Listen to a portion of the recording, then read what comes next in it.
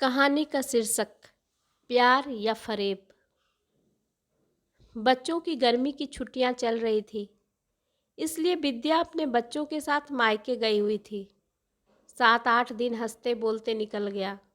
अब लौटने की तैयारी कर रही थी। शाम को अचानक बगल के घर से जोर जोर का आवाज़ आने लगा, तो वो अपनी भाभी से पूछी, भाभी ये कैसा शोर है? उसकी भाभी बताई, अरे वो जो तुम्हारी सहेली थी ना खुशी, उसकी छोटी बहन जूही, याद है तुम्हें? विद्या ने हाँ में सिर हिलाया। कोरोना में उसके पति का देहांत हो गया। बड़ी बदतर स्थिति में अपने ससुराल में रह रही थी। एक बेटा है 2-3 साल का। उसके पिताजी दोनों को ले आए, लेकिन जब से यहाँ आई है उसकी भाभी उसका जीना हराम कर रखी है। शोर थमने का नाम नहीं ले रहा था, इसलिए दौड़कर सभी लोग जूही के घर पहुँचे। जूही अपने बच्चे को गोद में लिए रोए जा रही थी। उसके बच्चे के हाथ में चोट लगा था। विद्या को जूही और उसके बच्चे को देखकर ममता आ गया और वो दोनों को अपने घर ले आई। विद्या की भाभी उसे रोकने की कोशिश की, लेकिन वो अपनी भाभी को बोली, भाभी अगर इसकी ऐसी हालत देखकर भी मदद नहीं करेंगे तो दूसरे पर उंगली उठाने का हमें कोई हक नहीं है। और जूही को वो अपने साथ अपने घर ले आई। अविनाश विद्या के साथ एक अनजान औरत को देखते ही पूछा, ये कौन है? विद्या अविनाश को सारी स्थिति से अवगत कराई। ये सुनते ही अविनाश भड़क गया और बोला, सारी दुनिया का तुम ठेका ले रखी हो? तुम्हें पता है हमारा अपना ही कितना खर्च है, ऊपर से तुम एक नया बखेड़ा ले आई हो। विद्या अविनाश को समझाते हुए बोली, क्यों भड़क रहे हो? अरे ये पुण्य का काम है, थोड़े दिनों की तो बात है, अपनी सहेलियों से बात करके इसे किसी काम में लगवा दूंगी। बेचारी दुख की मारी है, कुछ काम करके गुजारा कर लेगी। इसके बाद अविनाश कुछ नहीं बोला। 2-4 दिन बीतने के बाद जब भी विद्या रसोई में जाती तो जूही विद्या को रोक देती, नहीं दीदी आप रहने दीजिए, आप हमें आसरा दी हैं, इतना तो मैं कर ही सकती हूँ।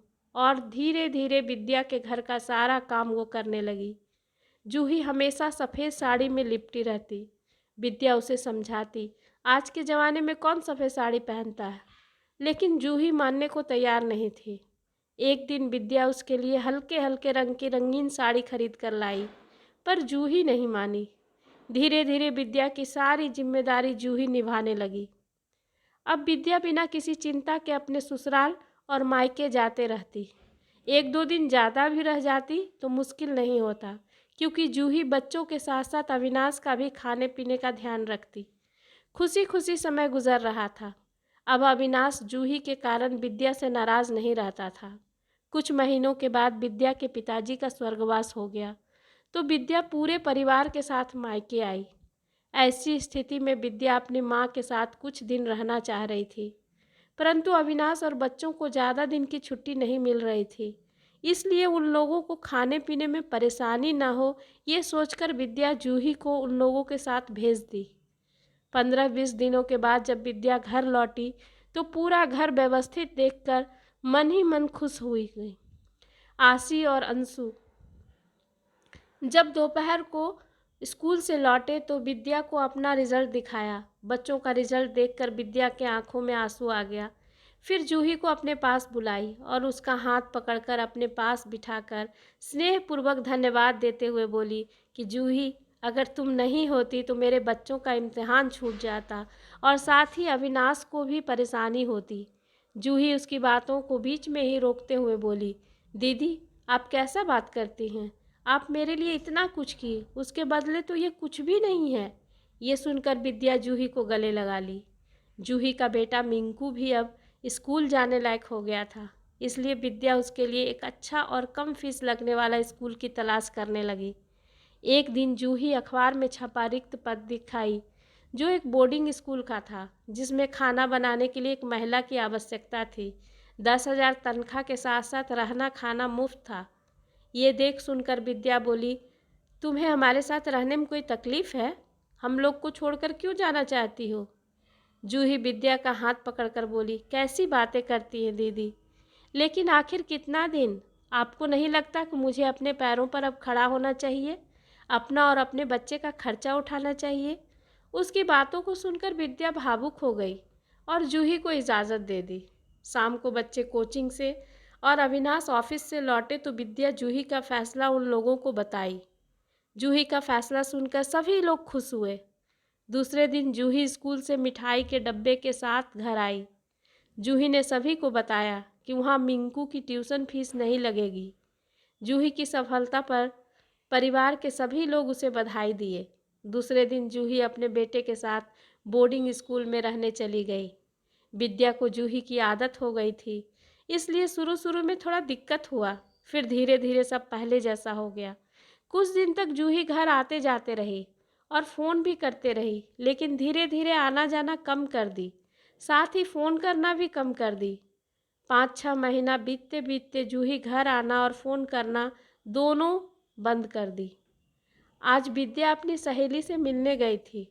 उसका घर मिंकू के स्कूल के तरफ ही था। विद्या सोची जूही से मिलती चलूं, इसलिए स्कूल के गेट के पास पहुंचकर जूही को वो 4-5 बार लगातार फ़ोन की, पर जूही फ़ोन नहीं उठाई। तो वो स्कूल के अंदर गई और वहाँ बैठे गार्ड से पूछी, तो गार्ड ने बताया कि वो मैडम तो कब का नौकरी छोड़कर चली गई। विद्या रास्ते भर सोचते रही, आखिर जूही मुझे बताई क्यों नहीं और हमें बिना बताए कहाँ चली गई। अविनाश ऑफिस से आ चुका था। घर में विद्या को ना पाकर बच्चों से पूछा, मम्मी कहाँ गई है। तब तक विद्या आ गई और आते ही अविनाश और बच्चों को जूही वाली बात बताई। अविनाश बोला, छोड़ो ना, इतना चिंता करने की कौन सी बात है। जहाँ तक हुआ तुम उसकी मदद की। अब क्या सोचकर यहाँ से गई, कहाँ गई, नहीं बताना चाहती तो मत बताए। बच्चे भी अविनाश के बातों से सहमत थे। आशी बोली, तुम क्या नहीं की जूही मौसी के लिए। अब चिंता करके बीमार मत पड़ जाना। चलो बैठो, मैं चाय बनाकर लाती हूँ। फिर आशी चाय बनाकर लाई। साथ मिलकर सभी लोग चाय पिए और फिर अविनाश टीवी देखने, बच्चे पढ़ाई करने और विद्या रसोई घर में व्यस्त हो गई। धीरे धीरे बात आई गई हो गई। अंश अंशु का जन्मदिन आने वाला था, इसलिए खरीदारी के लिए विद्या बाजार निकली। तभी एक टैक्सी में उसे जूही बैठी दिखाई दी। सुर्ख गुलाबी रंग की साड़ी, साड़ी से मैचिंग चूड़ी बिंदी, खुला बाल, सिंदूर से भरा मांग, बड़ी सुंदर लग रही थी। सुंदर तो थी, परंतु रंगीन कपड़ों में और खूबसूरत लग रही थी। विद्या जल्दी से ऑटो ली और ऑटो वाले से बोली, भैया उस टैक्सी के पीछे चलेंगे, पर थोड़ी दूरी बनाकर, उन्हें शक ना हो कि हम लोग उनका पीछा कर रहे हैं। ऑटो वाला तैयार हो गया और विद्या टैक्सी के पीछे हो ली। थोड़ी देर में एक घर के आगे टैक्सी रुका। जूही टैक्सी से उतरकर घर के अंदर चली गई। विद्या ऑटो वाला को वहीं रुकने बोलकर घर के अंदर गई। पीछे की तरफ की खुली खिड़की से अंदर झांकने की कोशिश करने लगी। तभी मिंकू की आवाज़ आई। विद्या के कानों में पड़ा, मम्मा मेरे लिए क्या लाई। जूही पर्स से टॉफ़ी निकाल कर दी। मिंकू बोला, मम्मा पापा भी आ गए हैं। जूही ये सुनते ही बोली, जाओ तुम बाहर जाकर खेलो। विद्या खिड़की से झांक रही थी। उसे थोड़ा थोड़ा दिखाई पड़ रहा था। तभी विद्या को उस आदमी का आवाज़ सुनाई पड़ा, कहाँ गई थी मेरी जान, कब से तुम्हारा इंतज़ार कर रहा हूँ। ये बोलते हुए उसे बाहों में भर लिया और बेतहासा चूमने लगा। जूही बोली, बस बस हो गया। विद्या का नज़र उस व्यक्ति पर पड़ा। उसे देखकर उसकी आंखें फटी की फटी रह गई। उसका धड़कन बढ़ गया। सामने का दृश्य देखकर उसके आंख में आंसू भर गया। आंसू के वजह से सब कुछ धुंधला दिख रहा था। अंदर से उनकी हंसी की आवाज़ सुनकर अपने कानों को बंद कर ली थी। लड़खड़ा कर गिरने लगी। गिरने से बचने के लिए जोर से खिड़की में लगा पर्दा पकड़ ली। पर्दा खिंचाने के वजह से खिड़की दीवार से टकराया और जोर से आवाज़ किया। आवाज़ सुनकर जूही ये बोलते हुए दौड़ी कि मिंकू कहीं गिर तो नहीं गया। जूही के पीछे पीछे वो आदमी भी दौड़ कर आया। सामने विद्या को देखकर दोनों के पैरों तले जमीन खिसक गया। जूही धीरे से बोली, दीदी आप। विद्या उसके गाल पर जोरदार थप्पड़ जड़ दी। शर्म नहीं आता है, दीदी बोलते हुए, और दीदी का ही घर उजाड़ दी। और अविनाश, आपसे तो बिल्कुल ये उम्मीद नहीं थी। कितना विश्वास करते थे आप पर, और आप इतना बड़ा धोखा। दोनों मिलकर योजनाबद्ध तरीके से मुझे मूर्ख बनाए। और जूही तुम तो लाखों करोड़ों लोगों का विश्वास तोड़ दी। किसी को बुरी हालत में देखकर भी कोई मदद करने का हिम्मत नहीं करेगा। तुम्हारा ये हरकत माफ़ करने लायक नहीं है। विद्या तेज कदमों से वहाँ से निकल गई। विद्या के वहाँ से निकलने के बाद अविनाश जूही पर गुस्साते हुए बोला, 1000 बार मना किए, तुम्हारा ज़्यादा घुमा फिरा मत करो, लेकिन तुम्हें घूमने फिरने से फुर्सत मिले तब ना। कितने आराम से ज़िंदगी गुजर रहा था, अब देखो क्या हो गया। तुम्हें क्या दोष दूँ, गलती तो मुझसे हुआ है। तुम्हारी जिद के वजह से शादी कर लिया, शादी करके अलग घर ले लिया, साथ रहकर भी तो हम लोग का काम चल रहा था ना। जूही चीखी, काम चल रहा था? तुम मुझसे काम चला रहे थे? तुम हजारों बार बोले होगे कि मैं तुमसे प्यार करता हूँ, तुम्हारे बगैर जी नहीं सकता हूँ। जूही अविनाश का कॉलर पकड़कर बोली। अविनाश उसके हाथों को झटकते हुए बोला, अच्छा मैं बुरा हूँ तो तुम कौन सती सावित्री हो? रहने के लिए घर, पहनने के लिए अच्छे अच्छे कपड़े, मिंकू को बड़े स्कूल में पढ़ाने, ऐसा कुछ बता था जो मैं पूरा नहीं कर रहा था? लेकिन नहीं, तुम्हें तो अलग रहना है। अगर मैं तुम्हारे जिद के सामने नहीं झुकता तो ये दिन देखना नहीं पड़ता। अगर विद्या बच्चों को बता देगी तो क्या होगा? बच्चे मेरे बारे में क्या सोचेंगे? अगर परिवार में सभी को पता चल गया तो मेरी इज्जत? ये कहते हुए अविनाश अपना सिर पकड़कर सोफे पर बैठ गया। तभी अविनाश का फ़ोन बजा। फ़ोन आशी का था। अविनाश को लगा कि विद्या बच्चों को सब कुछ बता दी होगी, इसलिए फ़ोन उठाने में घबरा रहा था। परंतु लगातार 3-4 बार बजने के बाद अविनाश फ़ोन उठाया।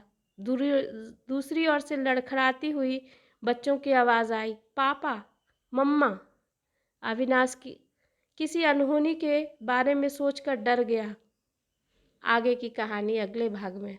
धन्यवाद दोस्तों। अगर आपको मेरी कहानी पसंद आए तो कृपया लाइक करें, सब्सक्राइब करें।